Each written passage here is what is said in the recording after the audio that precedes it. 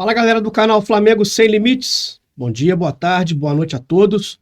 Eu sou Eduardo de Souza e este é o podcast do canal Flamengo Sem Limites, episódio número 12, gravado nesta quinta-feira, dia 29 de junho.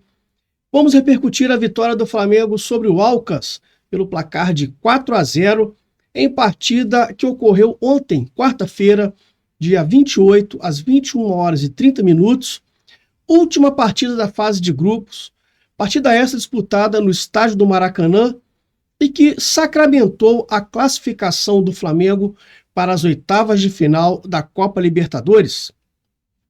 Nesta partida, o Flamengo entrou um pouco modificado pelo técnico Jorge Sampaoli, falei sobre isso no vídeo de Abre o Jogo, até me causou espanto, apesar de saber que o Jorge Sampaoli é um técnico que gosta bastante de modificar a equipe, de trocar jogadores. Então, assim, realmente foi uma surpresa a escalação do Jorge Sampaoli, momentos ali antes da partida, mas o fato é que, mesmo com essa escalação modificada, o que se esperava do Flamengo foi o que se viu em campo, atuando contra uma equipe extremamente frágil, fraca, limitada tecnicamente. E o Flamengo fez aquilo que se esperava dele. O Flamengo ele se impôs desde o início, foi para cima do Alcas, ocupando o campo defensivo do Alcas, girando bastante a bola, com bastante movimentação. E dessa forma o placar foi sendo construído de forma muito fácil.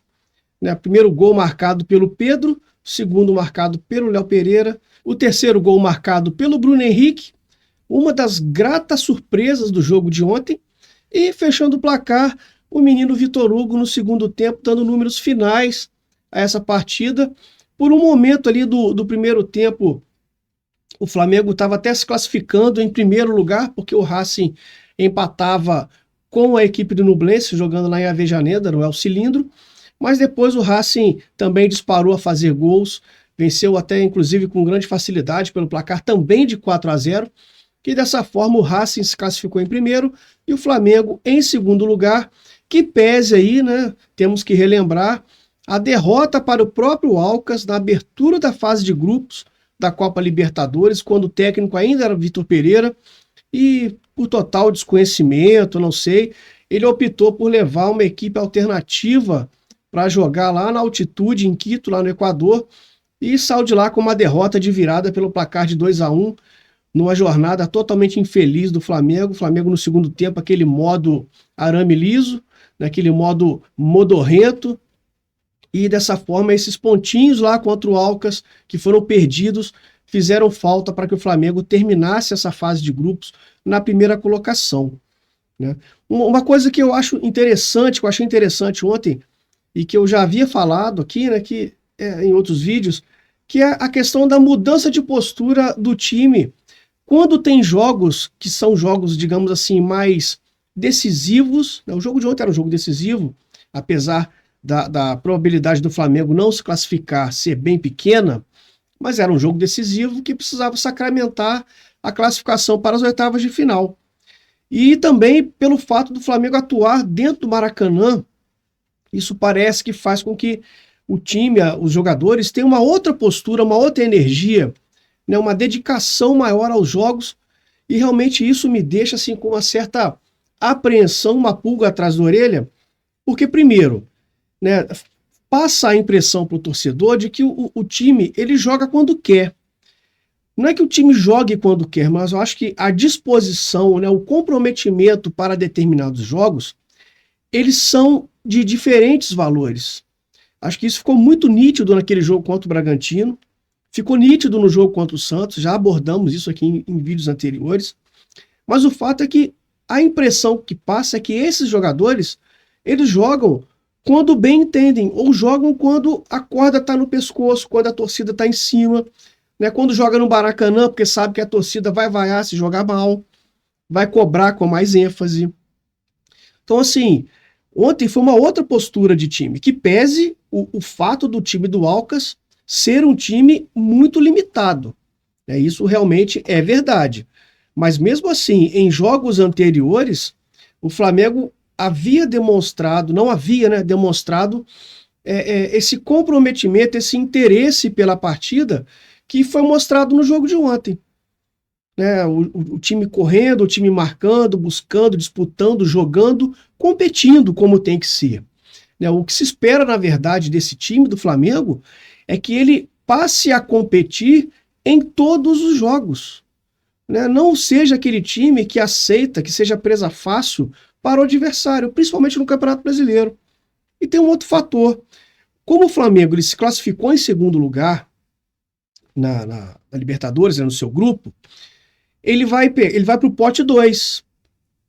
Indo para o pote 2, o que acontece? Ele vai mandar nas oitavas de final o seu jogo na primeira partida da perna, da decisão. Ou seja, ele abre as oitavas de final atuando no Maracanã e sai de casa, né, ou seja, vai para outro estádio, né, onde o mandante será o time do pote 1. Então, ou seja, isso traz apreensão porque é o seguinte, e se numa jornada ruim o Flamengo não consegue o resultado no Maracanã e tem que atuar fora de casa e precisando vencer, por exemplo, fazer um resultado? Como vai ser esse time? Como esse time vai atuar? Né? Não basta só jogar bem dentro do Maracanã, porque pode ser que em um determinado dia, uma jornada ruim, uma noite infeliz, o time não renda o necessário. Né? E dessa forma o adversário sai em vantagem porque vai levar para decidir na sua casa. Né? Nas oitavas de final, por exemplo, o Flamengo pode pegar o Independente Del Valle, altitude, que não traz boas lembranças para o Flamengo. O Flamengo sempre atua muito mal jogando lá em Quito, lá no Equador. O Flamengo pode pegar o Boca Juniors na Bombonera. O Flamengo pode pegar o Atlético Paranaense de novo, né, atuando lá no sintético, lá em Curitiba. O Flamengo pode pegar o Internacional, decidir em Porto Alegre. Ou seja, as possibilidades, elas são muitas, são variadas. Então, assim, deixar para decidir ou jogar quando quer, ou só no Maracanã, isso é muito perigoso. E o que se viu ontem foi um time com comprometimento que faltou em jogos anteriores. Isso foi muito nítido, sim. Só não vê quem não quer, a verdade é essa. Aquilo que eu falei aqui em outros jogos da falta de profissionalismo, de comprometimento, né, de respeito com o torcedor, ontem não faltou. O time tirou o pé quando fez 4-0. Aí ele também não está errado. Administrou o resultado. São Paulo fez várias mexidas, várias mudanças, né, mas o fato é que o Flamengo ontem atuou, repito, que pese que o Alcas seja um adversário frágil, muito fraco. O Alcas não é parâmetro de comparação com outros adversários. Por exemplo, o jogo de sábado é um jogo muito mais difícil para o Flamengo. O Flamengo vai encontrar muito mais dificuldades contra o Fortaleza do que encontrou contra o Alcas. Mas a disposição para jogar é que me chamou a atenção, mesmo com um adversário frágil. Então isso se viu ontem no jogo, foi nítido, né? Foi muito nítido, mesmo o Flamengo atuando com uma equipe bem mesclada, bem mexida. Lembrando que o São Paulo levou a campo Matheus Cunha, Wesley, Davi Luiz, Léo Pereira e Felipe Luiz. Já vou falar dele daqui a pouquinho. No meio de campo ele tinha Thiago Maia, Vitor Hugo, Everton Ribeiro, Arrascaeta, Bruno Henrique e Pedro no comando de ataque. Então assim, um time bem mexido, bem mesclado, até com o Bruno Henrique começando o jogo, por sinal muito bem, também vou falar daqui a pouquinho. Então, assim, mesmo com essas mudanças todas aí que o São Paulo fez, o time correspondeu. Então, assim, não é a questão do treinador, ao meu ver, já falei sobre isso aqui outras vezes, tem uma ala da torcida enlouquecida que qualquer resultado negativo manda o técnico embora. Manda o técnico embora, ele não sabe nada, inclusive jornalista falando isso em rede social. Eu acho um absurdo, fazendo lobby para um técnico que nos deixou, que abandonou o barco lá em 2020, teve 2 oportunidades para retornar e não retornou. Serviços prestados, muito obrigado, mas tem que virar essa página. Não dá para ficar vivendo da saudade de Jorge Jesus. O que temos hoje é o Sampaoli, é um técnico muito competente, tem boas ideias de jogo, é um técnico que gosta de jogar ofensivamente, que é uma coisa que a torcida do Flamengo mesmo exige. Então tem que parar um pouco com essa loucura de querer mandar técnico embora e cobrar de quem tem que ser cobrado, efetivamente, que são esses jogadores que jogam e atuam, ao meu ver, parecendo que jogam assim quando querem. Né? Ficou bem nítido isso ontem. Tá? Uma coisa que chama atenção também na partida de ontem foram algumas atuações de determinados jogadores. Né? O Vitor Hugo é chovendo molhado, o garoto vem realmente jogando muito bem, já vinha jogando bem com o Dorival Júnior no ano passado, ele fazia parte daquele time B ali do Flamengo, né? Que o Dorival utilizava no Brasileirão, já vinha atuando muito bem, assim como o próprio Matheus França, que está ausente por conta de um problema no pubis. Mas o Vitor Hugo é um jogador assim, muito versátil, né? Eu acompanho ele desde da base, né? Desde o Sub-17. No Sub-17 ele era centroavante, por exemplo, chegou a jogar de falso 9. Era artilheiro do Sub-17. Ele é um camisa 10, mas jogou muitas vezes como um falso 9 ali na frente. E fazia vários gols. Ele pode jogar de segundo volante, ele pode jogar aberto pela esquerda, aberto pela direita, centralizado, pisando na área. Né? Tem um bom porte físico. Então, assim, o Vitor Hugo é um dos destaques desse time do Flamengo, vem pedindo passagem já há algum tempo. E o Sampaoli vem dando oportunidades para o garoto, e ontem foi mais uma e correspondeu muito bem, já havia sido assim em outras partidas, contra o próprio Santos ele foi um dos melhores em campo, mesmo daquela equipe que jogou no freio de mão puxado, ele foi um dos que se destacou, e ontem mais uma vez. Outro jogador que me chama a atenção é o Felipe Luiz. O Felipe Luiz é um jogador extremamente especial, assim, é impressionante como o Felipe Luiz é um jogador especial. Assim, mesmo ele estando fora, né, bastante tempo, não estando jogando no ápice da sua forma, tal, tem muitos problemas físicos esse ano, ele só entrou em campo 10 vezes e terminou 3 jogos somente. Né, com o Sampaoli, ontem foi o primeiro jogo que ele terminou, né, que ele atuou o tempo todo. Então, mas mesmo assim o Felipe Luiz tem uma categoria, uma técnica absurda. E ontem, uma coisa que eu fiquei atento foi a postura dele dentro de campo. Se a gente reparar no mapa de calor do Felipe Luiz, a gente vai ver que ele preencheu não só o corredor esquerdo, mas principalmente atuando por dentro, jogando quase como um volante praticamente. Para quê? Para fazer a construção da jogada desde a defesa, passando pelo meio de campo.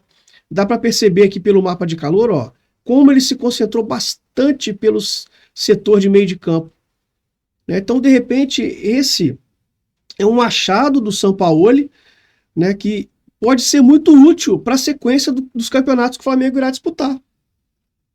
Né? O Felipe Luiz, de repente, atuando ali como um jogador mais de prender a bola, de contenção, né, de segurar mais a bola em determinados jogos, de fazer essa transição, que ele tem um bom passe, ele tem uma boa visão de jogo, ele pode atuar como um terceiro zagueiro, como já atuou esse ano, inclusive, com o Vitor Pereira. O Sampaoli ainda não o utilizou nessa função, mas ele pode fazer a função como terceiro zagueiro pela esquerda. Né? Então, ele estando bem fisicamente, ele ainda pode contribuir para essa equipe do Flamengo, com certeza. Um outro detalhe também que me chamou a atenção ontem, mais um jogador, o De Arrascaeta. Né? Como o Arrascaeta ontem atuou muito bem. A gente tem aqui também o mapa de calor dele, dá para a gente perceber como ele foi presente, ó, em vários setores do campo. Óbvio, se concentrando mais no setor esquerdo, né, fazendo ali várias vezes uma dobradinha com o Bruno Henrique, que caía por esse setor também e cortava para a diagonal ou levava a bola para a linha de fundo para tentar uma jogada individual. Mas o Arrascaeta ontem muito bem no jogo, se apresentando, fazendo tabelas. O Everton Ribeiro também jogou muito bem, mas o Arrascaeta me chamou a atenção porque o Arrascaeta tem aquele toque um pouco mais, digamos assim, refinado. Não que o Everton Ribeiro seja um brucutu, longe disso. É um jogadoraço, cracaço de bola. Mas o Arrascaeta ontem fez mais uma vez uma bela jornada, né? Mais um belo jogo pelo Flamengo. Lembrando sempre, era o Alcas, mas mesmo assim ele não vinha atuando com essa desenvoltura que se viu ontem. Então, para finalizar a questão dos destaques individuais, obviamente, Bruno Henrique, né? Bruno Henrique, que voltou de lesão em abril, né? Ele teve que reconstruir todos os ligamentos ali do joelho, né? Muitos davam ele como já carta fora do baralho por conta de histórico, né, de lesões, não dele específica, mas de problemas assim no joelho com outros atletas. E ontem deu aquele sinal, deu aquele start de que o Bruno Henrique ele pode ser muito útil ao Flamengo ainda, assim, jogando com muita desenvoltura, com muita velocidade, com aquela característica que a gente acostumou a ver o Bruno Henrique jogar, né, realmente assim, foi de encher os olhos e dar uma sensação até de emoção mesmo. Já havia acontecido isso quando ele faz o gol, né, contra o Grêmio, mas ontem me chamou a atenção muito o fato dele conseguir atuar por mais tempo e em grande nível e com muita velocidade, com muita intensidade, que é a marca principal desse jogador. O Bruno Henrique ele não se esconde em jogo nenhum, ele sempre vai atrás da bola e procura a jogada, mesmo que ele erre, mas ele vai atrás da bola, ele vai atrás da jogada, ele insiste na jogada, e ontem realmente ele foi um grande destaque, primeiro pela sua atuação, segundo pelo poder de recuperação, de perseverança que ele teve para se recuperar de uma lesão tão séria, tão grave. Talvez Bruno Henrique seja uma das principais notícias de reforço para o Jorge Sampaoli, para a sequência dos 3 campeonatos que o Flamengo ainda disputa, nas 3 frentes que o Flamengo ainda disputa. Então, realmente, ver o Bruno Henrique em forma, atuando, dá uma certa, digamos assim, esperança de que o Flamengo consiga avançar e vencer os torneios que virão aí pela frente, muito em função da capacidade que o Bruno Henrique tem de ser um jogador decisivo, né, o rei dos clássicos. Não é à toa que foi apelidado dessa forma, sempre fazendo gols em jogos decisivos. Então esperamos que ele mantenha essa sequência, né, para o bem do Bruno Henrique e para o bem da torcida do Flamengo, que é o que nós esperamos. Dando sequência aqui, uma coisa também, uma marca interessante que o Flamengo alcançou ontem, eu já havia falado aqui em outro vídeo, que o Flamengo tinha empatado com a América do México, né, em jogos seguidos, marcando gols na Copa Libertadores da América.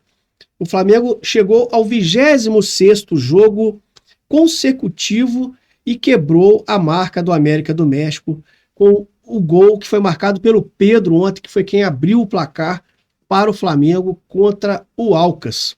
Depois os outros atletas completaram o placar, né, como eu já disse, Léo Pereira, Bruno Henrique e Vitor Hugo, mas dessa forma o Flamengo desde 2021 vem marcando gols em todas as partidas da Copa Libertadores e ontem foi o 26º jogo consecutivo.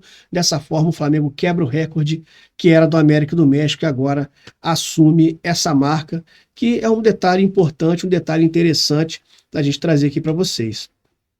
O Sampaoli falou sobre a necessidade de recuperar, né, a confiança, o desejo dos jogadores em vencer, em conquistar campeonatos que eles já venceram. Ele falou sobre isso ontem, achei bem interessante essa fala dele, porque mostra como o Flamengo ele precisa ter uma cobrança maior em cima dos jogadores com relação exatamente a isso, né? A não baixar a guarda, a não aceitar, né, que determinados resultados aconteçam, entrar ligado em todos os jogos. O Flamengo é o time a ser batido. A verdade é essa.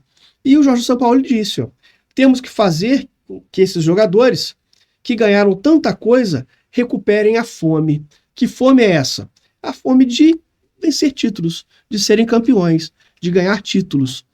Então, me chamou, ficou marcado realmente essa fala do Sampaoli após o jogo de ontem, o que demonstra aquilo que a gente vem falando de vez em quando, né? Da falta de, muitas vezes, um comprometimento maior dos atletas em determinados jogos que custam, muitas vezes, derrotas e até vexames, como aquele contra o Bragantino há uma semana atrás.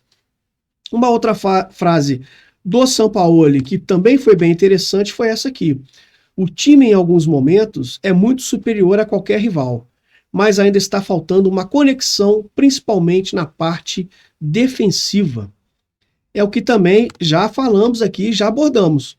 né, a forma como o Flamengo se defende, muitas vezes, ela é muito perigosa, porque o Flamengo defende com poucos jogadores, muito em função dessa cobrança que o Sampaoli faz em termos da parte ofensiva, né? Atacar com 6, 7 jogadores, mas isso custa uma reposição que tem que ser feita de forma mais rápida e com a participação dos homens de frente, que muitas vezes estoura em cima dos defensores.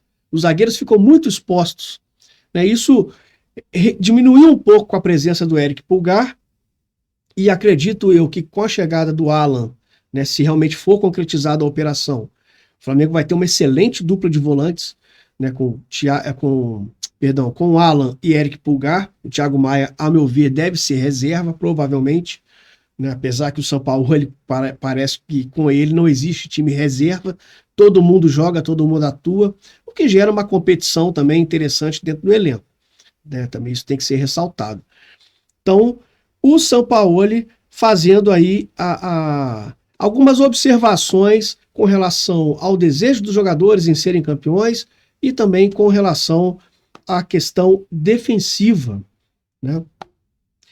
Realmente isso é importante o Sampaoli ter em mente, né, essa questão por conta da sequência de jogos, né, os jogos decisivos que o Flamengo vai ter agora. O Flamengo entra numa rotação agora aí de jogos decisivos um atrás do outro direto, né? Vamos agora para os números da partida, né? Números via SofaScore, né? O SofaScore, que é o site que mostra estatísticas, números de jogos, de jogadores, etc. e tal. Eu peguei como fonte dados lá do SofaScore dessa partida. Posse de bola do Flamengo em 67% contra 33% do Alcas. 22 finalizações do Flamengo contra 9 do Alcas. Mesmo assim, ó, o Alcas chegou a finalizar bastante contra o gol do Flamengo, mesmo sendo um time bem frágil, bem fraco, né? Flamengo 8 escanteios a 6. Faltas, o Flamengo fez mais faltas do que o Alcas, 16 a 11. Grandes chances criadas, o Flamengo teve 7 contra 1 só do Alcas, né? A sequência dos números aqui, ó. 17 finalizações de dentro da área contra 1 do Alcas, né? Os passes, o Flamengo trocou 586 passes contra 284, né? Índice de aproveitamento de 89% dos passes por parte do Flamengo, né? Desarmes, o Flamengo desarmou 27 vezes contra 18, ou seja, significa que mesmo com maior posse de bola, com maior volume de jogo, o Flamengo competiu mais nessa partida contra o Alcas. O que se vê é exatamente isso. Então, realmente, fica aí essa observação com base nos números do SofaScore que eu trouxe aqui para vocês.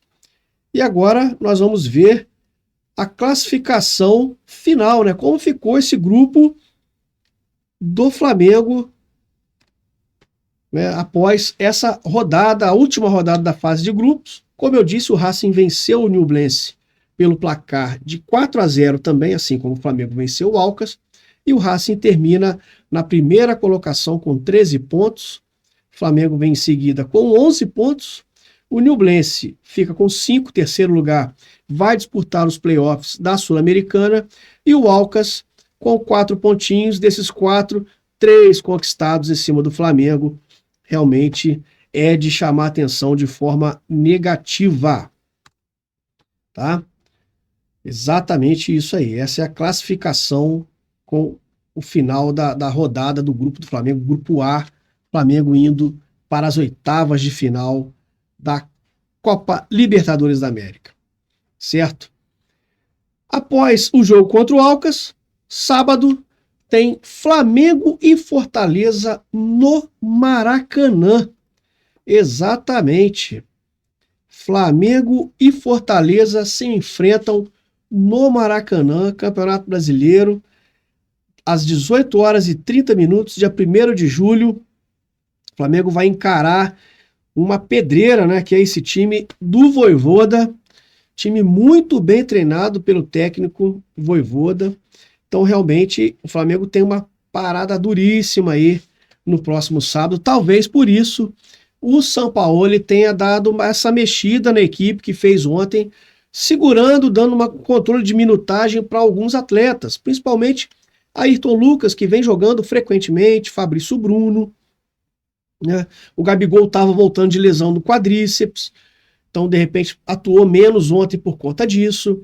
Então, provavelmente contra o Fortaleza, a equipe do Flamengo será uma equipe diferente dessa que atuou ontem, com o retorno principalmente do Eric Pulgar, do Fabrício Bruno e do Ayrton Lucas e provavelmente do Gabigol no comando de ataque. Vamos ver aí como o Sampaoli irá preparar essa equipe do Flamengo para encarar uma parada dificílima, né? O Flamengo treina amanhã, então provavelmente o treino de amanhã e de sábado é que devem definir a equipe que o Flamengo irá levar a campo nesse jogo contra o Fortaleza, jogo importantíssimo. O Flamengo hoje em terceiro lugar no Campeonato Brasileiro, está ali a 8 pontos atrás do líder Botafogo, precisa vencer para continuar a caça à liderança do campeonato, para se manter vivo nessa frente que é o Campeonato Brasileiro. Lembrando que o técnico Botafogo, só uma notinha aqui, está deixando o clube, vai treinar o time do Cristiano Ronaldo, então vai sair da equipe do Botafogo. Vamos ver como os jogadores, o clube ali, né, a estrutura do clube vai reagir com relação à saída do Luiz Castro. Isso, de repente, pode afetar o desempenho do time, o que traria, de certa forma, uma capacidade e possibilidade do Flamengo encostar ainda mais na liderança do campeonato. A ver, então, como será essa partida de sábado, às 18h30, no Maracanã. Então é isso, pessoal. Pedi para vocês se inscreverem no canal, acionarem o sininho para receber as notificações e também podem escutar o podcast nas principais plataformas de podcast disponíveis. Se cuidem e saudações rubro-negras.